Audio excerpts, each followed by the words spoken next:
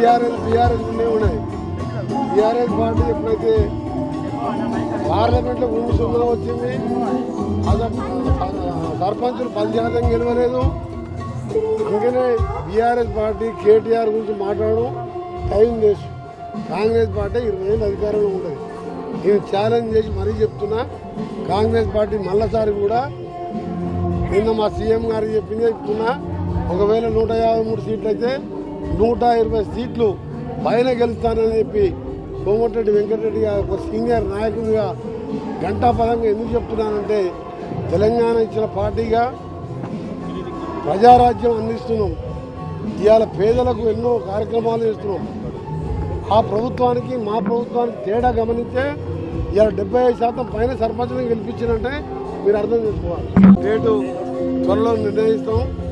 మన ఎస్ఎల్పీసీ AMRP canal 450 కోట్లతోని 40 ఏళ్ల కింద తీసుకున్న కెనాలు లైనింగ్ వరకు టెండర్లు పూర్తి అయినాయి. దాని పనులు ప్రారంభించి, అలాగే మహాత్మా గాంధీ యూనివర్సిటీలో బీ ఫార్మసీ, లా కాలేజీలు కొత్తగా శాంక్షన్ అయినాయి. ఆ 2 కాలేజీలకు శంకుస్థాపన, అలాగే ఇక్కడ పొట్టుగూడ హై స్కూలు మీ అందరికీ తెలుసు. 70 ఏళ్ల కింద నల్గొండలో కిరాయి బిల్డింగ్లో ఉన్న పొట్టుగూడ హై స్కూల్లో ఎంతోమంది మేధావులు దేశ విదేశాలలో ఉన్నారు. అది రెంటెడ్ బిల్డింగ్ ఉంటే అక్కడ ప్లేస్ లేకపోతే ఆర్ఎండ్బి స్థలాన్ని కేటాయించి ప్రతీక్ ఫౌండేషన్ మీద దాన్ని కంప్లీట్ చేయడం జరిగింది.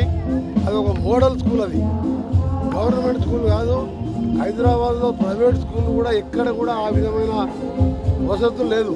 టోటల్లీ ఎయిర్ కండిషన్, కంప్యూటర్ కోర్సులతో సహా రేపు దేశంలో మన కంప్యూటర్ యుగం పోయి ఆర్టిఫిషియల్ ఇంటెలిజెన్స్ అన్ని నేర్పించే విధంగా స్కూల్ కట్టడం జరిగింది. అది కూడా ఇనాగ్రేషన్ ఉంటుంది. ఇంకా కొన్ని అభివృద్ధి కార్యక్రమాలు ఉన్నాయి.